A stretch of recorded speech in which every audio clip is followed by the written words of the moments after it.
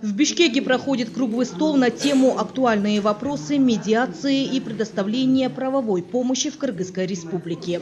В мероприятии принимают участие судьи Верховного суда и местных судов, депутаты парламента, представители госорганов, медиаторы и адвокаты.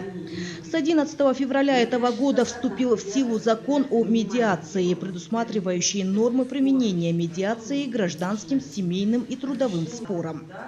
С помощью этого закона теперь у кыргызстанцев появится возможность быстрого решения споров без обращения в суды с меньшими затратами времени и финансов. Институт медиации является новым для Кыргызстана, однако традиции мирного разрешения споров путем переговоров при содействии авторитетного лица Данакера были в Кыргызстане на протяжении столетий. Цель круглого стола – применение гарантированной государством юридической помощи и медиации, а также выработки рекомендаций для дальнейшего развития правовой помощи в стране. Стоит отметить, что в рамках пилотного проекта «Медиация в Кыргызской республике» обучение прошли 18 представителей ФЕМИДа Чуйской области и судей Верховного суда.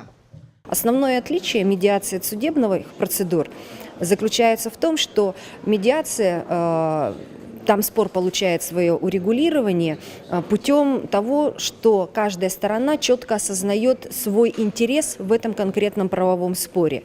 И решение, когда вырабатывается, то делаются предложения, которые в равной мере учитывают интерес как одной, так и другой стороны. Поэтому результат процедуры медиации, говорят, это результат выигрыш-выигрыш. Здесь нет проигравшей стороны.